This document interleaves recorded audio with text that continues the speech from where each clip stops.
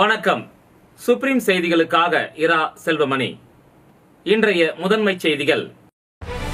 புதுச்சேரி அண்ணா திடலில் 86 கடைகளை பயனாளிகளிடம் முதலமைச்சர் ரங்கசாமி வழங்கினார். புதுச்சேரியில் இலவச மனைப்பட்டா வழங்கக் கோரி இருளர் மற்றும் பழங்குடியின மக்கள் கவனஈர்ப்பு ஆர்ப்பாட்டத்தில் ஈடுபட்டனர். துணை தாசில்தார் பதவிக்கான தேர்வு நெறிமுறைகளை கலெக்டர் குலோத்துங்கன் வெளியிட்டுள்ளார்.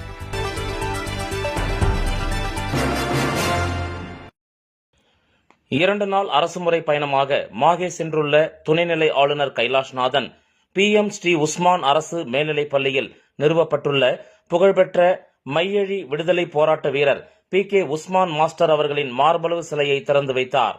அதனைத் தொடர்ந்து மாஹே கூட்டுறவு கல்வியியல் கல்லூரி மற்றும் மாஹே கூட்டுறவு உயர்கல்வி மற்றும் தொழில்நுட்ப கல்லூரியின் பட்டமளிப்பு விழாவில் கலந்து கொண்டு மாணவர்களுக்கு பட்டங்களை வழங்கினார்.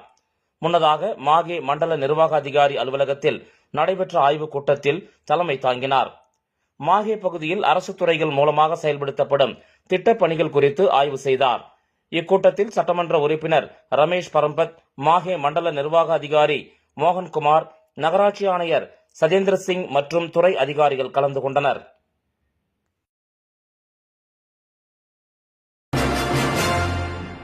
புதுச்சேரி அண்ணா திடலில் 86 கடைகளை பயனாளிகளிடம் முதலமைச்சர் ரங்கசாமி வழங்கினார். புதுச்சேரி நகராட்சிக்கு உட்பட்ட அண்ணா திடல் மற்றும் அதனை சுற்றியுள்ள கடைகள் ஸ்மார்ட் சிட்டி திட்டத்தின் கீழ் ரூபாய் 12.5 கோடிக்கு மறு கட்டமைப்பு பணி நடைபெற்று வருகிறது. முதற்கட்டமாக லப்போர்த் வீதியில் உள்ள 20 கடைகளும், சின்ன சுப்பராய பிள்ளை வீதியில் உள்ள 79 கடைகளும் கட்டி முடிக்கப்பட்டு ஏற்கனவே அங்கு கடையை நடத்தி வந்த பழைய பயனாளிகளுக்கு ஒதுக்கீடு செய்ய முடிவு செய்யப்பட்டது. ஏற்கனவே 50 பயனாளிகளுக்கு கடை ஒதுக்கீடு செய்யப்பட்டது. இந்த நிலையில் இரண்டாம் கட்டமாக 36 பயனாளிகளுக்கு ஒதுக்கீடு செய்யப்பட்டது.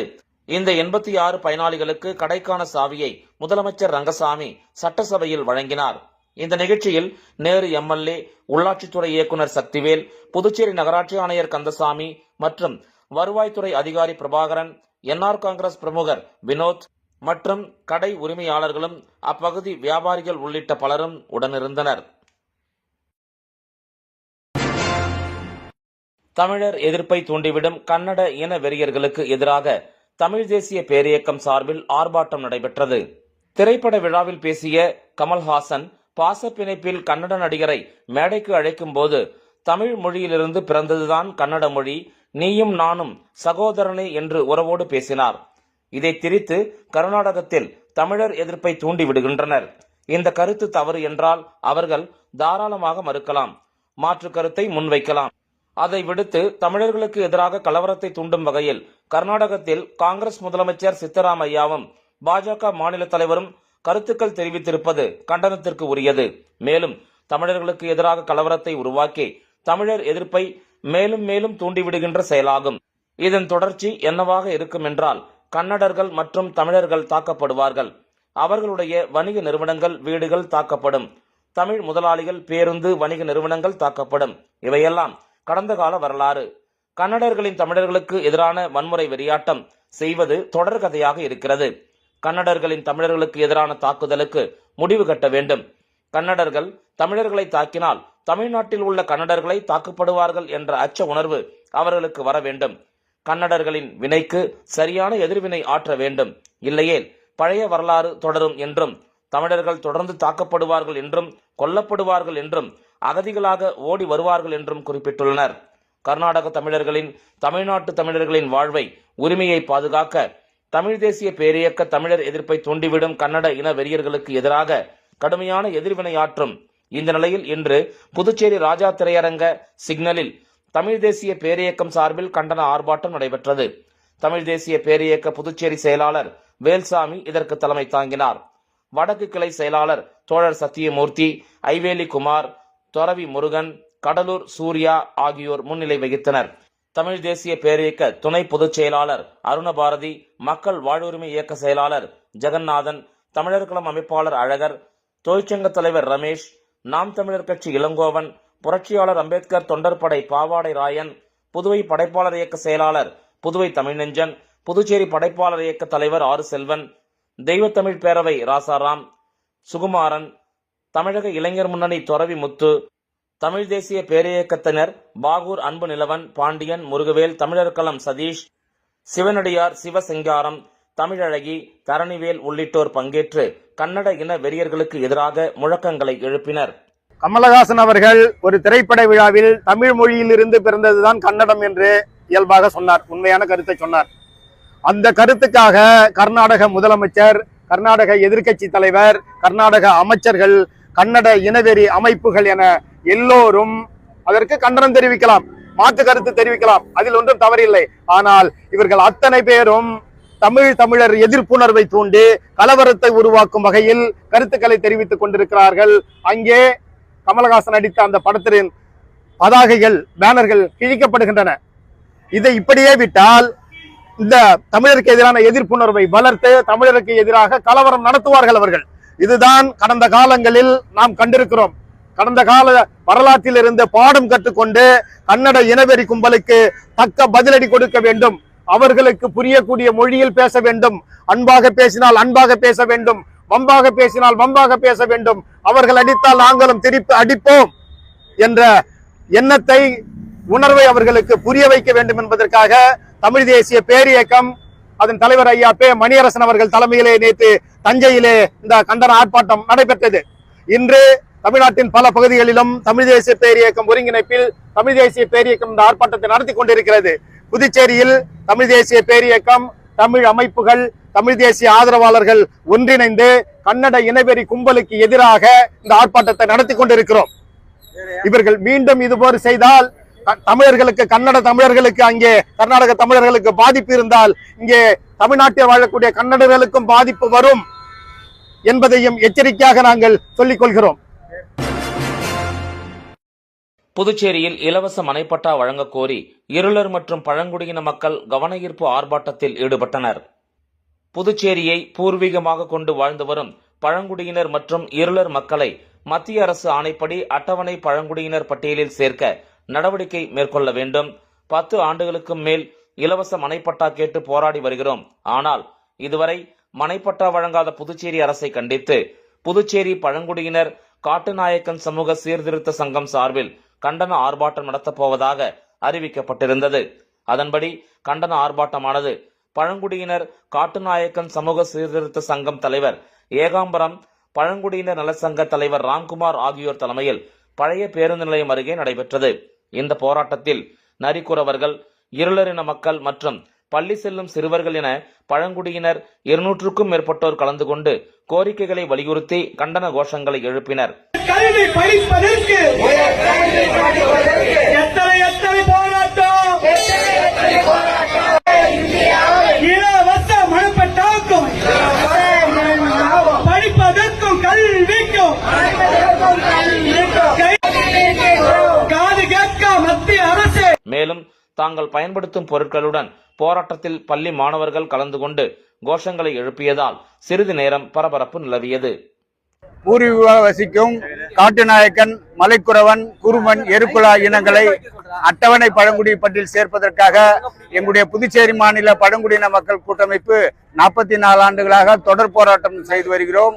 மேலும் புதுச்சேரி அரசானது இந்த 4 இனங்களை அட்டவணை பழங்குடி பட்டியலில் சேர்ப்பதற்கு மத்திய அரசுக்கு பரிந்துரை செய்து 2 வருடங்கள் ஆகியும் இது நாள் வரையில் இந்த 4 இன பழங்குடியின மக்களையும் அங்கீகரிக்காத காரணத்தினால் எங்களுடைய காட்டுநாயக்கன், மலைக்குறவன், குருமன், எருக்குலா ஆகிய சமூகத்தை சேர்ந்த அமைப்புகள் தொடர் போராட்டத்தில் ஈடுபட்டு வருகிறோம். நேற்று சுதேசி காட்டன் மில்ல ஆதி பழங்குடியினர் கூட்டமைப்பின் சார்பாகவும் இன்று பழங்குடியினர் நலச்சங்கத்தின் சார்பாகவும் இன்று நாங்கள் போராட்டம் நடத்தி வருகிறோம். மேலும் அடுத்த வாரம் மலைக்குறவன் மற்றும் குருமன், எருக்குலா ஆகிய இனங்கள் தொடர் போராட்டம் நடத்த முடிவு செய்துள்ளோம். மேலும் எங்களுடைய நியாயமான கோரிக்கையை இந்த அரசாங்கமானது, மத்திய அரசாங்கமானது உரிய நடவடிக்கை எடுக்கவில்லை என்றால் வரும் சட்டமன்ற தேர்தலை நாங்கள் புறக்கணிக்கவும் முடிவு செய்துள்ளோம் என்பதை இதன் மூலம் அரசுக்கு எச்சரிக்கிறோம். இந்த 4 பழங்குடி இனங்கள் காட்டுநாயக்கன், மலைக்குறவன், குருமன், எருக்குலா இனங்களை அட்டவணை பழங்குடி எஸ்டி பட்டியலில் மத்திய அரசு சேர்க்க வேண்டும். இதுதான் எங்களுடைய பிரதான கோரிக்கை. விளம்பர இடைவேளைக்கு பிறகு செய்திகள் தொடரும். புது உலகம், புது வாழ்க்கை, அதை ஒரு இளவரசியைப் போல கடந்து செல்லணும். அதுக்கு நம்மளை அலங்கரிக்க முகல் காலகட்டத்தின் கலாச்சாரத்தை தழுவி அற்புதமான தங்க நகைகளை மெஹஃபில் கலெக்ஷனாக உருவாக்கி தருது ஜோசா லூகாஸ். மெஹஃபில், இனி மனங்களை வெல்லலாம். Mehfil, classical Mughal design jewelry from Josa Lucas. புது உலகம், புது வாழ்க்கை, அதை ஒரு இளவரசியைப் போல கடந்து செல்லணும். அதுக்கு நம்மளை அலங்கரிக்க முகல் காலகட்டத்தின் கலாச்சாரத்தை தழுவி அற்புதமான தங்க நகைகளை மெஹஃபில் கலெக்ஷனாக உருவாக்கி தருது ஜோசா லூகாஸ். மெஹஃபில், இனி மனங்களை வெல்லலாம். Mehfil, classical Mughal design jewelry from Josa Lucas. வெற்றியை தாரக மந்திரமாக கொண்டு இன்றைய மாணவர்களை நாளைய வல்லுநர்களாக உருவாக்கி கொண்டிருக்கும் சௌமியா பாராமெடிக்கல் இன்ஸ்டிடியூட். மருத்துவம் சார்ந்த வேலை வாய்ப்பு கல்விகள். NEET repeated courses for all batches. Admissions going on. Degree courses: BSc Medical Laboratory Technology, BSc Dialysis Technology, BSc Optometry Technology, BSc Radiology Medical Imaging Technology, BSc Operation Theatre Technology. Diploma courses later entry மூலம் direct second year. Uniform, record, lab coat முற்றிலும் இலவசம். படிக்கும் போதே பகுதி நேர வேலை வாய்ப்புக்கு உத்தரவாதம். 100% அரசு தர சான்றிதழ் வழங்கப்படும். டிப்ளமோ கோர்சஸ் ஃபீஸ் ரூபாய் 10,000 மட்டுமே. தவணை முறையிலும் கட்டணத்தை செலுத்தலாம். புதுவையில் ஊதியத்துடன் பயிற்சி தரும் ஒரே கல்வி நிறுவனம்.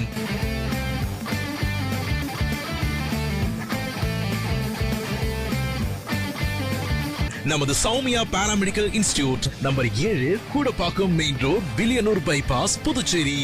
For contact 8220931846. துணை தாசில்தார் பதவிக்கான தேர்வு நெறிமுறைகளை கலெக்டர் குலோத்துங்கன் வெளியிட்டுள்ளார்.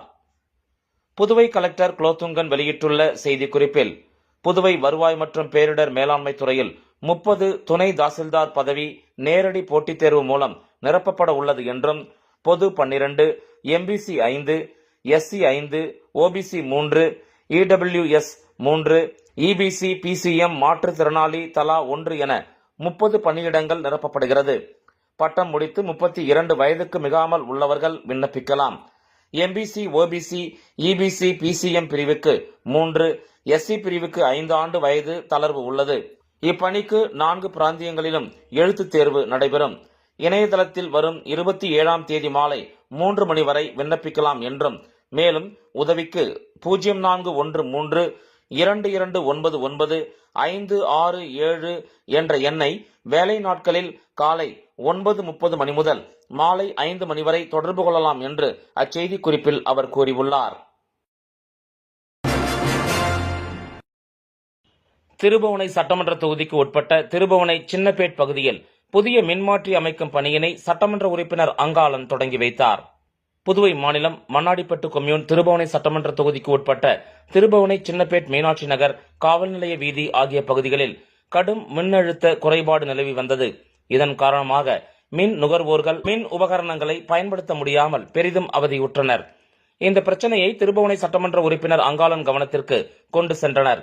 அதனைத் தொடர்ந்து சட்டமன்ற உறுப்பினர் அங்காளன் அப்பகுதிகளுக்கு சென்று கள ஆய்வு செய்து அப்பகுதிகளில் 200 kVA மின்மாற்றி அமைக்கவும், சேதமடைந்த மின் கம்பங்களை மாற்றவும், LT மின் பாதைகளை வலுவாக்கவும் மின்துறை அதிகாரிகளுக்கு வேண்டுகோள் விடுத்தார். மின்துறை மூலம் இவ்வேலையை செய்வதற்கு அட்டவணை இனத்தவர் சிறப்பு கூறு நிதியின் மூலம் ரூபாய் 22,66,692 திட்ட வரைவு தயாரிக்கப்பட்டு அரசு அனுமதிக்கு அனுப்பப்பட்டது. அரசு அனுமதி கிடைக்கப்பட்ட நிலையில் இதற்கான பூமி பூஜை நிகழ்ச்சி இன்று நடைபெற்றது. இவ்விழாவில் திருபுவனை தொகுதி சட்டமன்ற உறுப்பினர் அங்காளன் கலந்து கொண்டு புதிய மின்மாற்றி அமைக்கும் பணியினை தொடங்கி வைத்தார். இதில் மின்துறை உதவி பொறியாளர் பன்னீர்செல்வம், இளநிலை பொறியாளர் பழனிவேலு மற்றும் மின்பிரிவு ஊழியர்கள், ஊர் முக்கிய பிரமுகர்கள், பொதுமக்கள் பலரும் கலந்து கொண்டனர். இந்த பணியின் மூலம் 500 மின் நுகர்வோர்கள் பயனடைவார்கள் என்பது குறிப்பிடத்தக்கது.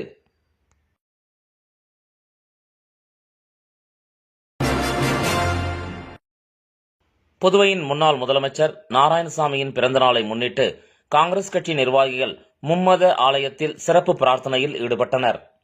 புதுச்சேரி முன்னாள் முதலமைச்சர் நாராயணசாமியின் பிறந்தநாளை முன்னிட்டு காங்கிரஸ் கட்சியின் சார்பாக மாநிலம் முழுவதும் பல்வேறு நலத்திட்ட உதவிகள் மற்றும் ஆலயங்களில் சிறப்பு பிரார்த்தனைகள் நடைபெற்றது. அதன் ஒரு பகுதியாக மணக்குள விநாயகர் ஆலயத்தில் கதிர்காமம் தொகுதி வட்டார காங்கிரஸ் தலைவர் பாபு தலைமையில் சிறப்பு பூஜை நடைபெற்றது. தொடர்ந்து தங்கத்தேர் இழுக்கப்பட்டு பிரார்த்தனையும் நடைபெற்றது. இதில் மாநில தலைவர் வைத்திலிங்கம், காங்கிரஸ் சட்டமன்ற கட்சித் தலைவர் வைத்தியநாதன், முன்னாள் அமைச்சர்கள் கந்தசாமி, ஷாஜகான், முன்னாள் சட்டமன்ற உறுப்பினர்கள் அனந்தராமன், பாலன், கார்த்திகேயன் மற்றும் மாநில நிர்வாகிகள், இளைஞரணி நிர்வாகிகள், மகிழா காங்கிரஸ் உட்பட ஏராளமானோர் கலந்து கொண்டனர். தொடர்ந்து பக்தர்கள் மற்றும் கட்சி நிர்வாகிகளுக்கு அன்னதானம் வழங்கப்பட்டது. அதேபோல் முல்லா வீதியில் உள்ள தர்கா மற்றும் இருதய ஆண்டவர் ஆலயத்தில் உப்பளம் வட்டார காங்கிரஸ் சார்பாக சிறப்பு வழிபாடு செய்த பின்பு பொதுமக்களுக்கு இனிப்புகள் வழங்கப்பட்டது. தொடர்ந்து காங்கிரஸ் கட்சி அலுவலகத்தில் மாநில தலைவர் வைத்திலிங்கம் தலைமையில் முன்னாள் முதலமைச்சர் நாராயணசாமி பிறந்த நாளை ஒட்டி கேக் வெட்டி கொண்டாடப்பட்டது. இதில் மாநில கட்சி நிர்வாகிகள் உட்பட பலர் கலந்து கொண்டனர். அகில இந்திய என்ஆர் காங்கிரஸ் கட்சியின் தெற்கு மாவட்ட முதன்மை செயலாளராக நியமனம் செய்யப்பட்டுள்ள சு. சிவபிரகாசம் அவர்கள் முதலமைச்சர் மற்றும் நிர்வாகிகளுக்கு நன்றி தெரிவித்துக் கொண்டுள்ளார். அகில இந்திய என்ஆர் காங்கிரஸ் கட்சியின் தெற்கு மாவட்ட முதன்மை செயலாளராக நியமனம் செய்த புதுவை முதலமைச்சர் ரங்கசாமி, முன்னாள் அமைச்சர் தியாகராஜன், மாநில செயலாளர் NSJ ஜெயபால் ஆகியோருக்கு நன்றி தெரிவித்துக் கொண்டுள்ளார் சு. சிவபிரகாசம் அவர்கள்.